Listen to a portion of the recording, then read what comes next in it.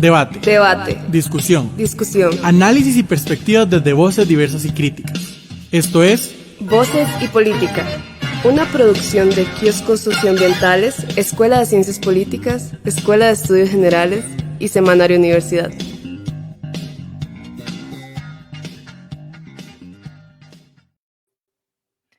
Hola, buenas tardes. Les damos la bienvenida a una nueva emisión de Voces y Política desde la 96.7 FM Radio Universidad.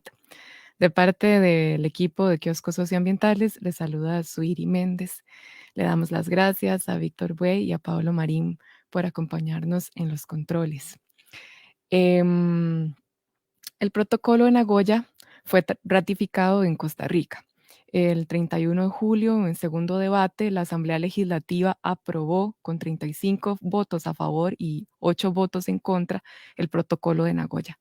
La bancada de 5 integrantes del Frente Amplio y 3 diputados del Partido Liberación Nacional se opusieron. Y este es el tema que nos trae a conversar hoy. Este protocolo entró en vigor en el 2014 y ya va más de una década de acciones protagonizadas por poblaciones indígenas, campesinas y ecologistas que han cuestionado el contenido de este protocolo y la aprobación del mismo, el cual ya ha sido ratificado en casi 127 países, porque abre la posibilidad a mecanismos como contratos o acuerdos para permitir a empresas, universidades, institutos de investigación obtener derechos de propiedad intelectual sobre conocimiento tradicional que tienen las comunidades indígenas o campesinas sobre plantas, animales, hongos o bacterias. Ya el protocolo tiene un largo camino. Por contar un par de momentos, fue puesto en corriente legislativa por el gobierno de Luis Guillermo Solís, el cual fue rechazado por la Sala Constitucional por falta de consulta. Nuevamente fue puesto en ruta de votación hacia la Asamblea Legislativa. Nuevamente fue enviado a Sala Constitucional y esta vez el voto fue muy reñido, 4-3. Se aprobó la continuidad del proyecto, pero 3 magistrados señalaron que el protocolo debía consultarse adecuadamente a los pueblos indígenas. Ahora el protocolo está por publicarse en la Gaceta y nos preguntamos qué nos espera con el protocolo de Nagoya, qué pueden enfrentar los pueblos indígenas y campesinos del país. Para conversar sobre las futuras implicaciones que traerá este protocolo nos acompaña Fanny Reyes. Ella es presidenta de la Red de Mujeres Rurales, mujer indígena, tierra, trabaja la tierra de forma agroecológica, cultiva y comparte semillas nativas y criollas, coexistiendo y respetando el equilibrio de la madre tierra.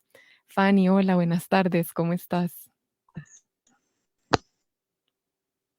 tardes, hola, ¿bien usted? Qué bueno escucharte. Qué bueno que podemos estar por acá conversando, aunque sea por la distancia. Gracias.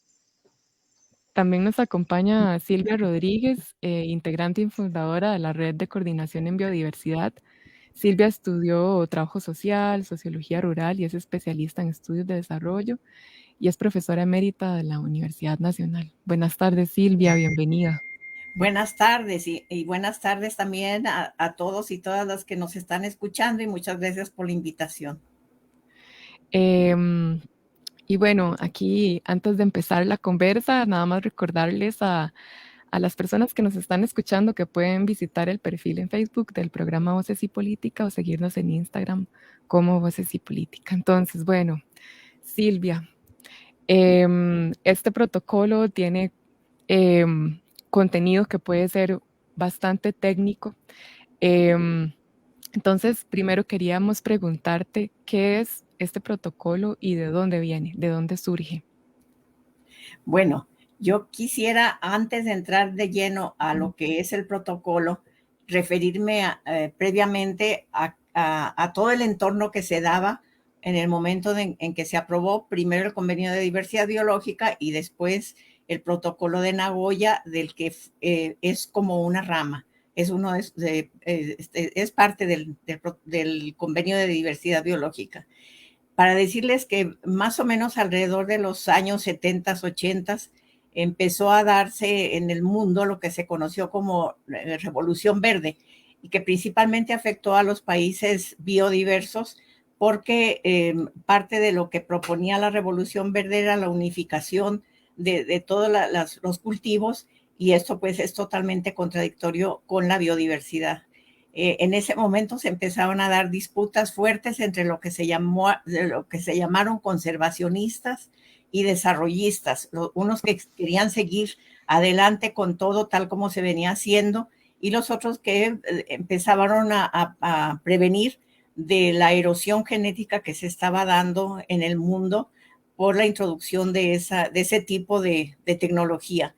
Llegaron por fin, después de discusiones fuertes, a un acuerdo en la década de los 80, y se constituyó el Convenio de Diversidad Biológica, que trataba de unificar esas dos corrientes, y por lo tanto el primer artículo del Convenio de Diversidad Biológica fue la conservación de la biodiversidad, pero haciendo un uso adecuado de ella. O sea, allí estaban las dos cosas que estaban en discusión, pero se agregó un tercer objetivo, que era la distribución justa y equitativa de los beneficios de la biodiversidad, porque se sabía bien que muchos de los recursos que se andaban detrás de ellas, los biólogos y científicos, estaba principalmente en zonas indígenas y campesinas de nuestros países tropicales, y que entonces era justo que se les diera, así se llamó el tercer objetivo, que hubiera una distribución justa y equitativa de los beneficios de la biodiversidad. Esto pues tiene se dice rápido, pero para poder cristalizar en algo concreto, era muy difícil que solamente con ese tercer objetivo así enunciado se pudiera llegar a establecer la práctica de este objetivo. Entonces se decidió en el seno de las discusiones del Convenio de Diversidad Biológica que se iba a hacer un protocolo. Bueno, en ese momento no se llamaba protocolo, era un régimen, para no entrar en mayor discusión de todo lo que se dio, sí saber que tiene muchos años de discutirse, tuvo muchos años de discutirse, y que cuando se llegó la reunión, la reunión de las partes del Convenio de Diversidad Biológica en Nagoya, en 2010, ahí se logró aprobar, yo diría amañadamente, porque así lo dice la historia y todos los escritos, este protocolo de Nagoya, que se supone que es el que va a estructurar el tercer objetivo y a darlo a conocer. Entonces, bueno, ese es el antecedente, pero antes también quisiera decirles que en Costa Rica, desde que se firmó el Convenio de Diversidad Biológica, en Costa Rica nos adelantamos muchísimo con la Ley de Biodiversidad, que ya tiene prácticamente, creo que 24 años de establecido, y muchos de los puntos del convenio del protocolo de Nagoya están contenidos allí, pero algunas de las cosas que logramos en la Ley de Biodiversidad se desdibujan, se añaden otras con las que no estamos de acuerdo, y precisamente esa ha sido nuestra lucha de toda la vida, ¿verdad? Que teniendo la Ley de Biodiversidad de Costa Rica en orden, no teníamos por qué adherirnos al protocolo de Nagoya, y sobre todo con todas las cláusulas que todavía son peores que las que teníamos en la Ley de Biodiversidad. Doña Silvia, y antes de adentrarnos ya en poder explicar concretamente qué trabaja esto del protocolo de Nagoya, nada más brevemente poder como introducir un poco qué son esto de los recursos genéticos y la propiedad intelectual y la patente, ¿verdad? Que también están asociados a estos nuevos elementos que viene a integrar este protocolo, que no estaban en la ley de biodiversidad y que de hecho también son disputa, ¿verdad? Con el contexto del TLC. Pero sí, nada más como claro, es cierto, porque empezando por todo el vocabulario, vemos que esto es difícil de entender, ¿verdad? Desde esa cuestión de qué son recursos genéticos. Bueno, yo creo que tanto en el Convenio de Diversidad Biológica, ahí se dan algunas definiciones, pero en realidad son todas aquellas características que se encuentran en los seres vivos, que están en sus genes, en la parte de las más pequeñas de los organismos vivos, ya sean desde animales, plantas, seres humanos, hasta los más pequeños. Entonces, precisamente el protocolo de Nagoya no solamente se refiere a tratar de ver cómo se distribuye la riqueza entre, digamos, del maíz o del frijol, sino de todo aquello que está inmerso en su ser, ¿verdad? Que son esos recursos genéticos, que es lo que los define, que es lo que los diversifica de otros y que los contiene en cada uno de ellos. Sí, estamos hablando del centro de la vida, no solo de especies biodiversas, sino también de alimentos. Y en ese sentido, como para también entrar en diálogo, ¿verdad? Con estas formas de ser y estar de los pueblos indígenas, Fanny, no sé si también nos puedes como comentar qué entienden ustedes, o sea, si los pueblos indígenas también entienden o utilizan esta referente de recursos, o más bien se refieren, digamos, a este centro de la vida desde otras aproximaciones, desde otros conceptos.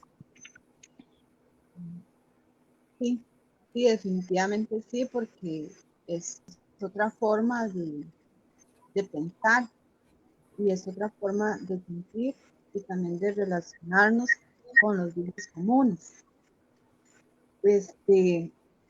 Entendemos que de los bienes comunes, el agua, el bosque, los territorios, las plantas, el aire, de esto depende la vida y la vida de los pueblos y del resto del mundo.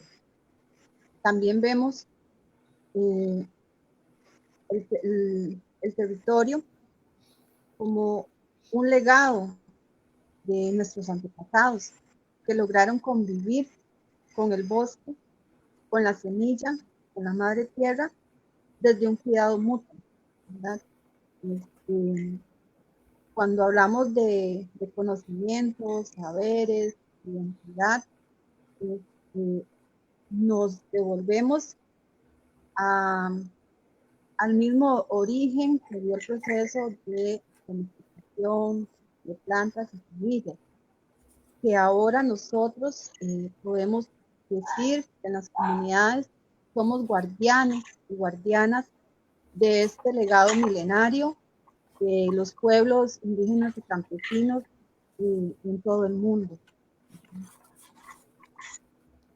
Gracias, Fanny. Y bueno, el protocolo entonces viene a plantear, ¿verdad? Otro tipo de esquema completamente diferente, ¿verdad? A esta interrelación que nos está contando Fanny. Entonces, no sé, Silvia, si nos pudieras explicar cuáles son como esos puntos centrales de esta distribución de beneficios, ¿verdad? Que viene a aplicar el protocolo de este objetivo 3 del convenio de diversidad biológica.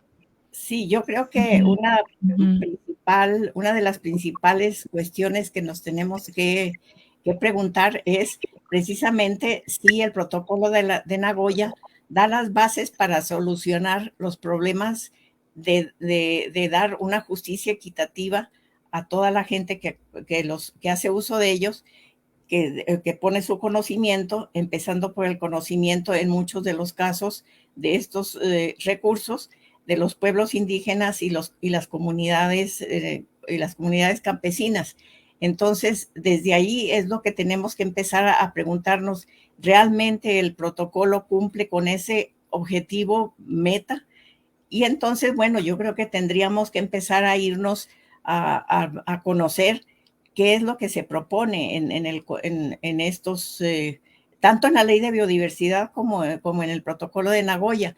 Y lo que ahí se propone es la realización, bueno, en primer lugar, tenemos que decir que es un proceso muy complejo, porque se supone que los recursos genéticos y los recursos de la biodiversidad, a partir del convenio de diversidad biológica, ya no es como antes era, que llegaban los biólogos y llegaban los investigadores y se metían a todos los países como Pedro por su casa a recoger lo que necesitaban para llevárselo a sus laboratorios. Con el convenio de diversidad biológica, entonces dicen, no, los recursos genéticos de cada país, en el territorio de cada país, son del país. Pero para eso entonces el Estado es el que asume la responsabilidad inicial. Entonces en los contratos, antes de que empiecen a hacerse entre el investigador y las comunidades indígenas o campesinas, empiezan por tener que ir a cada estado, digamos, a pedir permiso y establecer con ellos las bases para que se hagan los contratos. Pero el contrato ya, dependiendo de dónde esté, si es en un parque nacional, sería con las autoridades del parque nacional, si se localiza en un territorio indígena, con la autoridad respectiva, etcétera. Entonces, allí es a donde se harían los contratos. Pero, ¿qué es el problema de esto?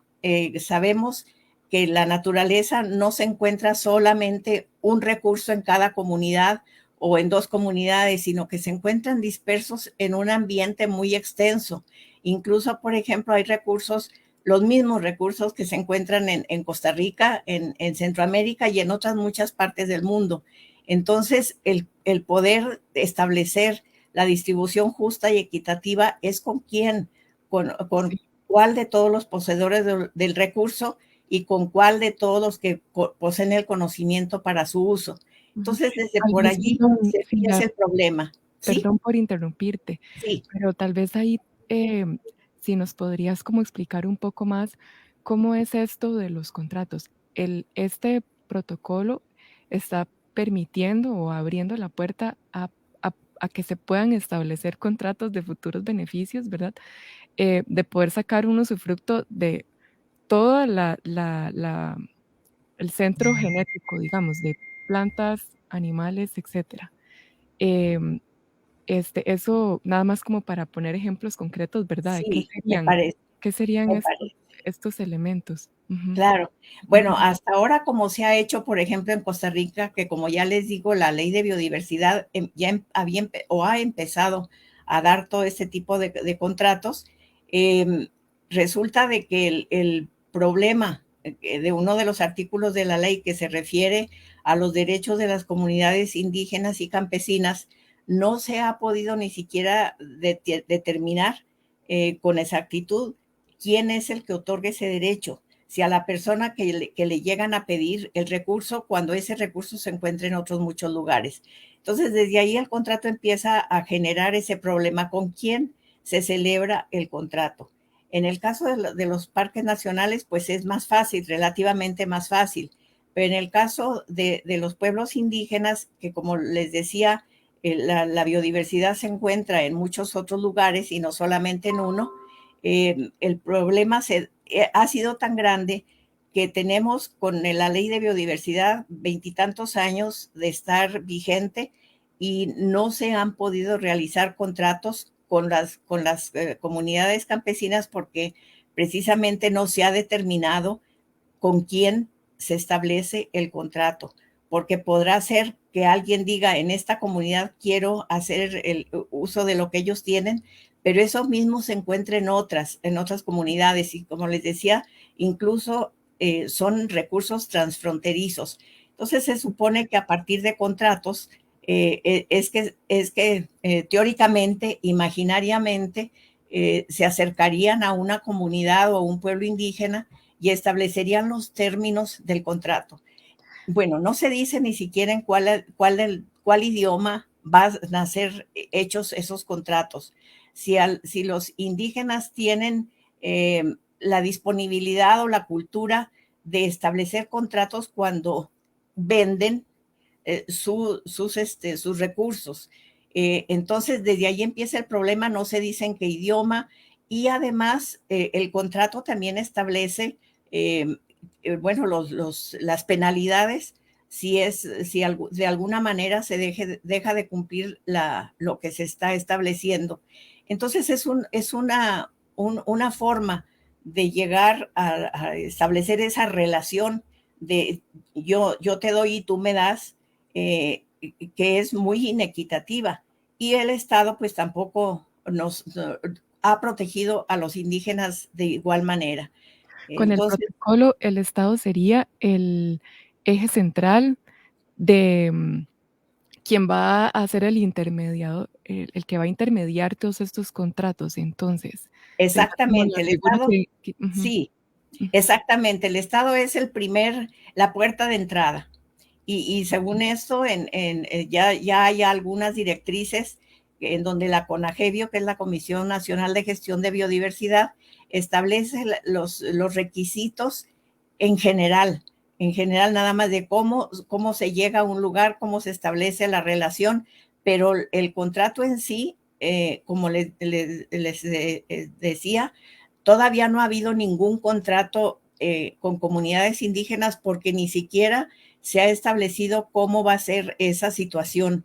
No se ha podido realizar lo que se llama en la ley de biodiversidad los derechos intelectuales comunitarios, porque eso que se dice muy rápido no se puede conjuntar en una ley y que sea una ley para las comunidades indígenas que no están acostumbrados a nuestras leyes y a nuestros castigos. Entonces sí, se supone que es el Estado la puerta de entrada que se llegaría a las comunidades. Como les digo, no hay todavía ningún contrato tal como se establece en la ley porque no se han establecido los derechos comunitarios intelectuales y entonces el protocolo de Nagoya no toma en cuenta lo que ya nosotros hemos vivido y han seguido insistiendo en que se apruebe cuando sabemos bien que no ha habido, que no hay las bases para su ejecución. Para su ejecución. Y perdón, ya casi le damos la palabra a Fanny, Ay, pero sí. nada más para terminar de aclarar una cosa que yo no sé si ese ejemplo sea adecuado, pero recuerdo hace poco como diferentes disputas alrededor de patentes que se hicieron sobre, como decía Fanny, bienes comunes, ¿verdad? O creaciones colectivas de pueblos, como por ejemplo, puede sonar un poco folclórico, pero el tema de cuando se intentó patentar el nombre del chifrijo, ¿verdad? Ocasionó todo un debate y una controversia nacional, porque ¿quién puede ser dueño, ¿no? De una creación histórica, ¿verdad? Y dinámica como es la comida. Y entonces, no sé si aplica lo mismo, pero ahora se estaría también abriendo la puerta a que se hagan patentes sobre semillas o se haga inscripción, ¿no? De conocimientos tradicionales propios de los pueblos indígenas. Hasta ese ámbito estaría llegando el tema de poner patentes o propiedad intelectual. Sí, yo creo que es importante dejar hablar, que ya yo dejé de hablar, pero es muy cierto. Los contratos, se me pasaba a decirles que una de las cosas que requieren es la propiedad intelectual de la persona de universidad o científico que se lleve el recurso, que lo trabaja, lo traduce en alguna medicina o algún producto, pero requiere propiedad intelectual. ¿Y quién tiene la propiedad intelectual? ¿De quién es? En el caso, si quieren compartir la propiedad, ¿con quién? ¿Con cuál de las personas que conocen y que mantienen recursos? No nada más con la persona con la que ejecutaron el contrato. Entonces es realmente muy complejo, muy complicado, no es nada fácil teniendo ya la experiencia que teníamos en Costa Rica, dar el siguiente paso de meternos en una situación internacional en donde sabemos bien que eso no va a funcionar. Entonces ya doy el paso a Fanny. Es muy valioso escucharlas a ambas. Bueno, Sí, Fanny, entonces, ¿qué han conversado desde la red de mujeres rurales sobre esto de la propiedad intelectual, sobre alimentos, sobre semillas? Ajá, bueno, no, nosotros rescatamos, ¿verdad? Que esto es una obra colectiva, ¿verdad? La biodiversidad la gran biodiversidad se ha podido mantener gracias a que han participado los pueblos, las mujeres, las comunidades, sin que existan estas trabas, estas patentes. Las semillas son libres, se han domesticado gracias al cuidado de las personas, teniendo un papel central las mujeres también como cuidadoras de semillas, reproductoras también de la vida. Hemos analizado, ¿verdad?, que esta ley es violenta, mercantiliza la vida, significa extractivismo, significa despojo, también es una imposición, también se puede decir que es corrupción y es capitalismo también. Lo que se busca a través de estas patentes es que las empresas se apropien de estos recursos que están en los territorios. Y lo mencionaba Silvia, ¿verdad?, que esto va en contra de fomentar la biodiversidad. Y nosotras por eso estamos defendiendo y decimos que la vida no se patenta, ¿verdad? Los intercambios que nosotras en la red realizamos en cada encuentro permiten sostener la biodiversidad, el poder compartir saberes, el poder también decidir, que nosotros decidamos qué queremos sembrar en nuestros espacios, en nuestros terrenos. Es una forma en que hemos podido diversificar y poder pues seguir con esta parte tan importante que es el resguardo y de la biodiversidad.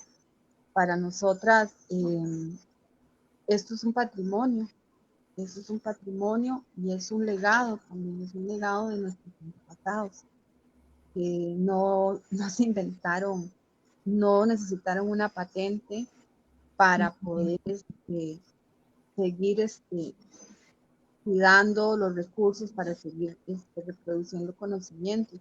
Entonces, las patentes, no es algo que podamos conectar con la movimiento indígena, ¿verdad? Por eso lo vemos como una imposición desde el gobierno también, que ha venido impulsando esto desde hace muchos años. Y al respecto, Fanny, ahora que Silvia estaba señalando que el Estado iba a ser el ente que iba a intermediar ahora entre quienes van a querer esta propiedad intelectual sobre los genes de las plantas, por ejemplo, el Estado va a ser el que intermedia también entre empresas, institutos de investigación, universidades y con ustedes. Y entonces al respecto, quería como preguntarte qué experiencias han tenido cuando el Estado está intermediando, ¿no?, sobre intereses y bienes comunes, ¿no?, que vos señalabas de los pueblos indígenas. ¿Qué experiencias han tenido y qué esperarían entonces ahora que viene este protocolo a implementarse? Ajá. Bueno, ellos, por ejemplo, a nosotros, los pueblos indígenas, nos respaldan leyes nacionales y leyes internacionales, ¿verdad? Pero existe una grave y recurrente violación de nuestro derecho por parte del gobierno. En el caso, por ejemplo, cuando se quiso construir en Terra la megaproyecto hidroeléctrico de Iquiz, el gobierno primero mintió, dijo que esa represa tenía que hacerse porque Costa Rica se iba a quedar sin suficiente luz eléctrica para abastecer a nivel país. En el 2018, los datos nos respaldan algo que ya nosotros sabíamos desde el 2006, cuando inicia la hidroeléctrica.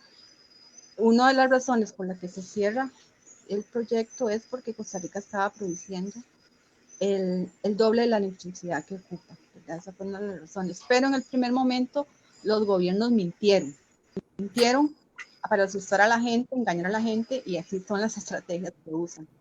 Luego, en la administración de Luis Guillermo Solís se creó, no, creo que fue antes, bueno, se creó un decreto donde decía que este proyecto era de interés nacional, entonces que no hacía falta consultar a los pueblos indígenas. Entonces, el pueblo de Terraba tuvo que hacer una demanda internacional, donde el relator de Naciones Unidas vino al territorio y dijo que se nos tenía que consultar en estos temas que afectan al territorio. Y da además unas recomendaciones. Bueno, ¿cómo tienen que ser las consultas? Y habló también de un tema de gobernanza, ¿verdad? Que para hablar de consultas primero habría que entrarle al tema de gobernanza y también el tema de saneamiento territorial. Bueno, otra experiencia que hemos tenido con el tema de consultas es cuando interpusimos el contencioso administrativo contra el proyecto de ley de semillas, que en ese momento era un decreto. Este contencioso lo interpusimos también en el 2018, donde exigíamos como mujeres indígenas y campesinas el derecho a que se nos consultara sobre este decreto que quería registrar las semillas, ¿verdad? Y el contencioso nos dio la razón, falló a nuestro favor, ¿verdad? Donde se indica que tienen que consultar. Entonces, eso ha sido como las experiencias que hemos tenido, pero que siempre hay un Estado que, a pesar de que las leyes están ahí, él trata de violentarlas y de no cumplirlas, ¿verdad? Y yo creo que ahorita vamos a tener, para dar un ejemplo, más adelante, cómo se dice que ya se nos consultó sobre este protocolo, ¿verdad? Que también es un fraude. Es un fraude y es un irrespeto hacia los derechos de los pueblos indígenas. Sí, gracias, Fanny. Ya casi vamos a entrar con ese tema. Nada más recordarles que bueno, estamos conversando con Fanny Reyes, presidenta de la Red de Mujeres Rurales, y Silvia Rodríguez, integrante de la Red de Coordinación en Biodiversidad, conversando sobre las implicaciones del protocolo de Nagoya. Les invitamos a dejar sus comentarios en el Facebook programa Voces y Política y a seguirnos en el Instagram como Voces y Política. Entonces, antes ya de entrar al tema de todo lo que está pasando con la consulta, o lo que no pasó con la consulta más bien, el protocolo fue aprobado en la Asamblea Legislativa y ahora sigue un camino de implementación de este protocolo. ¿Cuáles son esos pasos, no? Se están preparando otros mecanismos para, como decía Silvia, implementar, ¿verdad? ¿Cómo se va a hacer para inscribir o registrar esta propiedad intelectual y qué mecanismos seguirán para realizarlo? Entonces, no sé, Silvia, si nos podrías comentar un poco. Sí, con mucho gusto. Yo creo que tendríamos que empezar a decir cuáles son los requisitos para que alguien tenga un derecho de propiedad intelectual, ya sean en el caso de los seres vivos, de las plantas, ya sea una patente o un derecho de obtentor que se utiliza mucho para el caso de las semillas. Bueno, se supone que cada uno de ellos tiene sus propios requisitos, pero en el caso de la propiedad intelectual hay 3 grandes pasos que se requieren si uno quiere patentar algo. Tiene que ser nuevo, que no haya existido antes, porque entonces tiene que tener novedad, tiene que tener nivel inventivo, o sea que no se está descubriendo el agua tibia, y tiene que ser de aplicación industrial. Como ustedes verán, son 3 requisitos que no cumple el llamado conocimiento tradicional. Porque además la patente se da en general a una persona, no a un individuo, no a una comunidad. Entonces, el llamado conocimiento tradicional no reuniría esos 3 requisitos, no reconoce a ningún autor, sino que hay autores colectivos y además a los pueblos indígenas y comunidades campesinas en general no nos interesa que nos estemos apropiando de un conocimiento que son conocimientos milenarios, teóricamente milenarios, y que entonces no se puede reconocer un autor. En este caso de las patentes, en el caso del protocolo de Nagoya, sería entonces la empresa la que adquiere el requisito, la propiedad intelectual, y solamente lo que buenamente quiera determinar, porque queda fuera de las manos de las comunidades el conocimiento que se tenga sobre qué ha pasado con esa propiedad intelectual y cuáles son los réditos que han obtenido con ellos.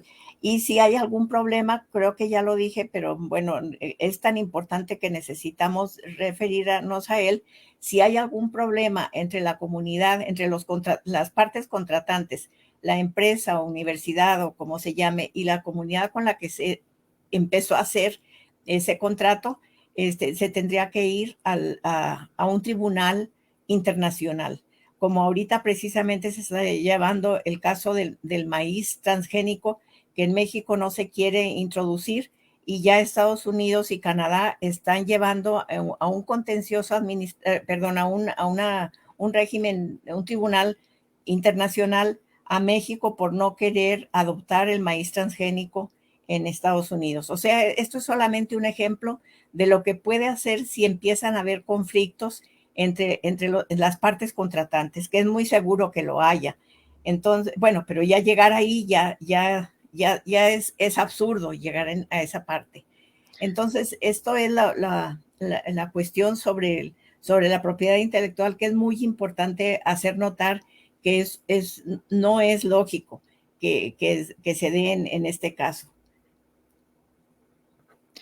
Entonces, hipotéticamente, si fuera que sucede que en este tema de distribución de beneficios, una parte contratante busca a un pueblo indígena para poder hacer una propiedad intelectual de alguna planta medicinal que tiene este pueblo indígena acepta participar en el contrato. Ni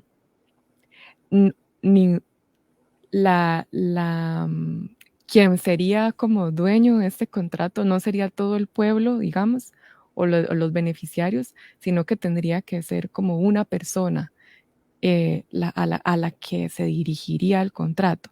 Sería como una pregunta. Y la otra tendría que ver con quién entonces acompaña legalmente a los pueblos indígenas en estos procesos. ¿Dependerían solo del Estado, de la mediación del Estado, o tendrían que buscarse sus propios recursos para poder pagar a abogados que les defiendan, digamos, en estos contratos? Exactamente, son todas estas preguntas muy bien hechas, Suiri, que yo creo que solamente respondemos de una manera imaginaria, porque todavía no se ha dado el caso. Como les digo, ni siquiera en Costa Rica se ha hecho un contrato directamente con algún pueblo indígena, porque no están establecidos los derechos intelectuales comunitarios. No hemos podido llegar a eso. No se ha podido ni siquiera definir lo que se llama, y que mucha gente lo repite constantemente y no se sabe qué es, derechos sui generis. Son palabras que se inventan simplemente para calmar el ánimo, decir, sí es posible que haya alguna respuesta, pero no se ha dado. Vuelvo a repetir, en Costa Rica tenemos muchos años de tratar de hacer los derechos intelectuales comunitarios sui generis y no se han podido hacer. Entonces, desde ese punto de vista, pues no sé, entrando a la cuestión siguiente, que es entonces cómo se hizo la consulta. Yo quería referirme a algo muy importante. Este protocolo, esta vez, hace unos cuantos meses, se volvió a mandar a la sala constitucional. Allí, la sala, esta vez perdimos 3-2, diciendo que que podía seguir adelante el protocolo y que no había ningún vicio de procedimiento en el caso de la consulta a los pueblos indígenas. Pero el problema es que precisamente a la hora que estaba preparando esta charla, empecé a revisar mis apuntes viejos del 2008, cuando peleamos contra el TLC. Y ahí precisamente también se presentó a la sala cuarta esta misma pregunta de que cómo deberían ser consultados los pueblos indígenas. Y ahí exactamente lo mismo, ganamos al contrario 3-2. Y puedo leerles el por tanto en respecto a la consulta indígena. Para la mayoría se evacúa la consulta legislativa en el sentido de que a. Existe vicio de procedimiento por la omisión de consulta a los pueblos indígenas regulada en el convenio 169 de la Organización Internacional de Trabajo, que es un acuerdo que tiene rango aprobado por la Asamblea Legislativa. Entonces, comparando por tanto, cómo la sala cuarta entra en contradicción. Es realmente preocupante y sería una de las partes que estaríamos considerando para elevarlo a una nueva consulta o una nueva preocupación de cómo la sala cuarta exactamente, la sala constitucional exactamente, el mismo tema hacen esa cuestión. En aquel momento del TLC tampoco se les consultó más que a las, así como ahora, a las asociaciones de desarrollo indígena, que son organizaciones gubernamentales que no representan realmente a toda la población indígena. Entonces, eso no es así. Se les manda un escrito, por escrito, y se les dan, igual que a cualquier persona, 8 días para que respondan en forma escrita en español. Entonces, todas esas cosas son totalmente contradictorias con los puntos de vista o con las exigencias del convenio 169. Y así precisamente en aquel entonces, nada menos que este muchacho indígena que se murió, que ahora no recuerdo su nombre. Rojas. Sí, él fue el que presentó la demanda de que en ese momento no se había consultado, y como les repito, la sala constitucional le dio la razón. Entonces, esto es una base fuertísima para ver entonces qué es lo que vamos a hacer. Cuando esta vez el protocolo de Nagoya parece que se mandó, igual que siempre, una hojita preguntando a las asociaciones indígenas que no representan verdaderamente a todos los pueblos indígenas. Esa no es la manera como lo señala el convenio 169. Entonces, creemos que este es una de los puntos que nosotros estaríamos tratando de hacer muy cercanamente a lo que decidan los pueblos indígenas, y especialmente también las mujeres, que han tenido una lucha muy grande en todos estos campos, para ver cuál es el proceder de esta aberración de protocolo de Nagoya. Así es, Silvia. Y así como usted mencionaba que hay muchos vacíos, como por ejemplo la inexistencia de los derechos sui generis, parece que también, ¿verdad? Es un vacío recurrente el tema de la consulta, de la ausencia de la consulta.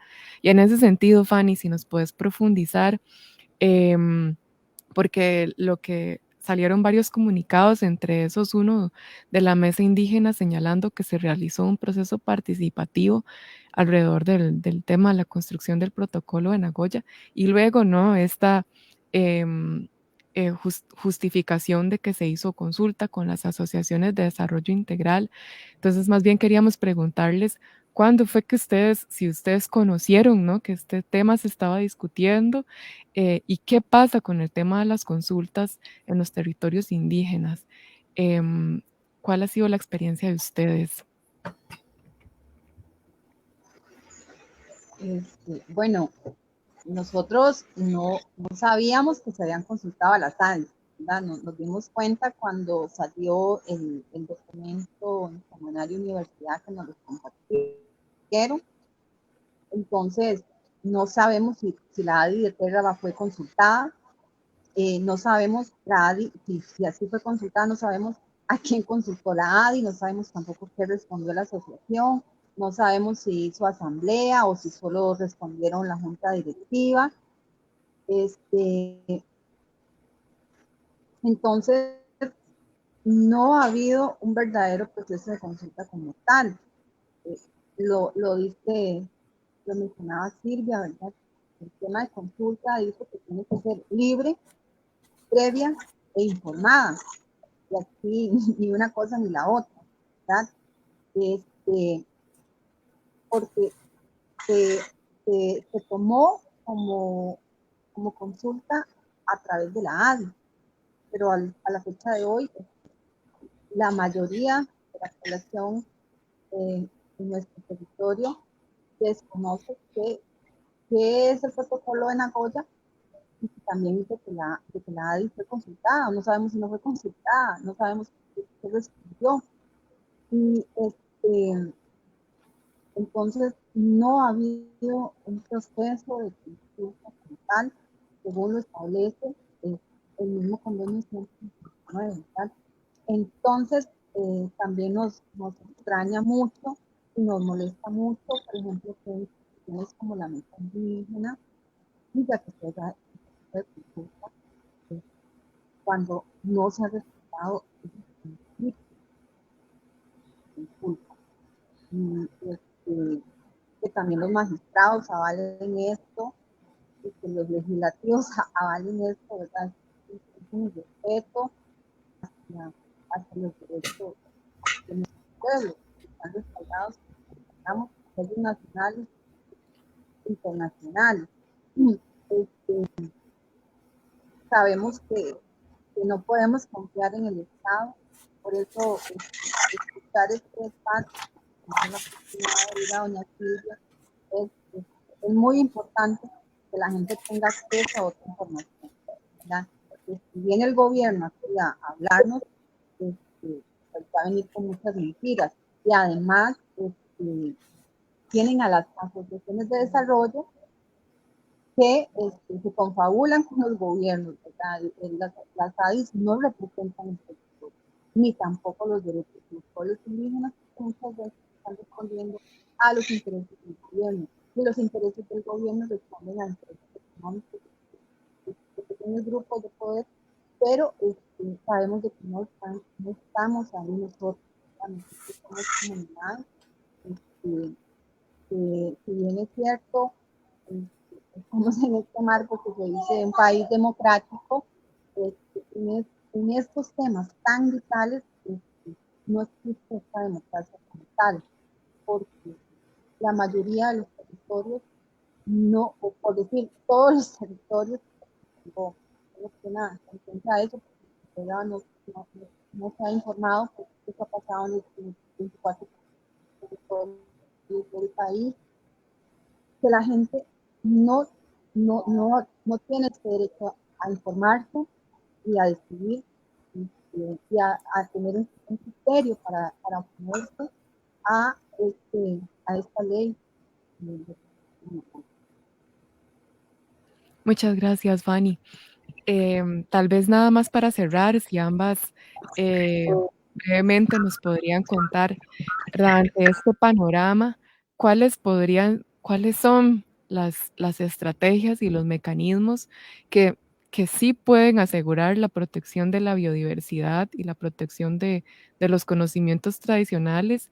Y bueno, ustedes han hecho todo un recorrido crítico, ¿verdad? De que este supuesto beneficio em, para pueblos indígenas y campesinos por la distribución de los ingresos o, valga la redundancia, beneficios que puedan generar la propiedad intelectual, pues se ve como con bastantes pies de barro, podría decirse tal vez, o podría haber tal vez otra imagen, ¿verdad?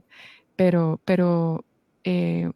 ¿cuál es la propuesta de las comunidades y los pueblos, Fanny, para proteger la biodiversidad y los conocimientos tradicionales? bueno, creo que mirar, ¿verdad? Mirar el pasado, conocer la historia, ¿verdad? Cómo han llegado esas plantas en nuestros territorios, cómo han seguido estando en nuestras comunidades. Ha sido porque se ha dado, porque las semillas y las plantas han sido libres y han estado cuidadas y resguardadas por mujeres y por pueblos rurales, por comunidades indígenas y campesinas. Nadie ha pensado en apropiarse de, ¿verdad? Como si lo quieren hacer los grandes, las empresas a partir de esta aprobación de la ley. Entonces nosotros creemos que una forma de mantener la biodiversidad y el equilibrio y el respeto con la madre tierra es mantener los intercambios de semillas y saberes entre pueblos y comunidades, decidir, tomar decisiones sobre nuestro territorio. Y también es muy importante organizarnos, ¿verdad? Esto que está pasando nos debe llamar a pensar lo importante que es estar organizado, ¿verdad? Porque yo ahorita estoy hablando, pero no soy solo yo pertenezco a un colectivo de mujeres indígenas y campesinas que nos sostiene, ¿verdad? Porque ¿verdad? No es fácil luchar contra un Estado que está a favor de las empresas. Entonces es muy importante esa parte de hacer las luchas de forma colectiva, pero el primer paso es estos espacios.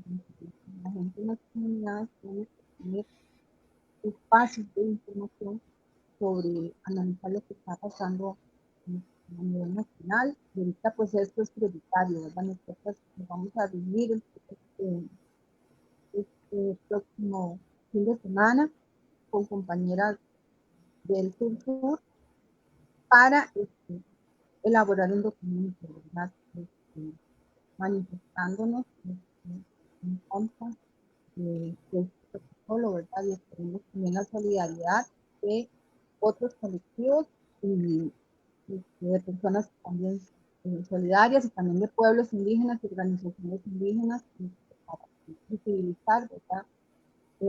Este acto de violencia, de irrespeto y se puede decir hasta de racismo contra los pueblos indígenas y el derecho a la autonomía, ¿verdad?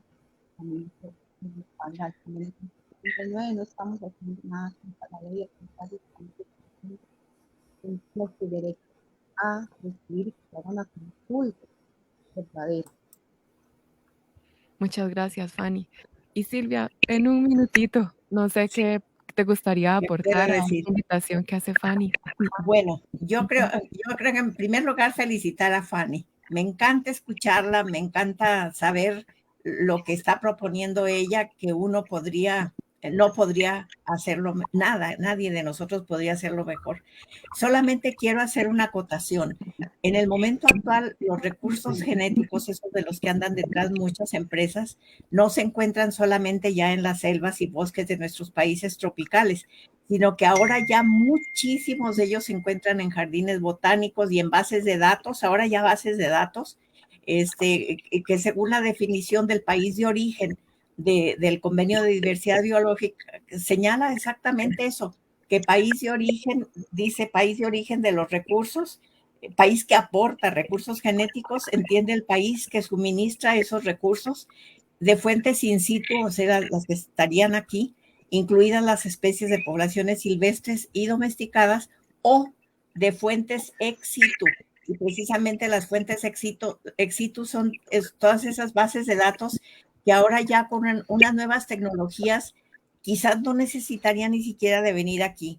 O sea, después de 18 años de estar haciendo el protocolo de Nagoya, creo que ya ahorita está medio desfasado, si no es que tan mal hecho, que incluso alguno de los pensadores, cuando salió el protocolo, él decía que era el monumento a la creatividad del absurdo. Eso no lo digo yo, sino lo dice un español que nos visitó hace unos años. Muchas gracias, Silvia. Muchas gracias a ambas por participar, muchas gracias por aclararnos más el panorama, por contarnos más qué es lo que sigue. También por su tiempo, por su valioso tiempo. Y bueno, un gusto la conversación, también una invitación a seguir profundizando sobre el tema. Hoy fue solo una introducción, Así ¿verdad? es. De todo lo que tiene que ver el protocolo de Nagoya. Exactamente. Bueno, entonces, agradecer a todas las personas que nos escucharon también. Invitarles a escuchar el programa de Voces y Política de la próxima semana y todos los miércoles aquí en Radio Universidad. Debate. Debate. Discusión. Discusión. Análisis y perspectivas desde voces diversas y críticas.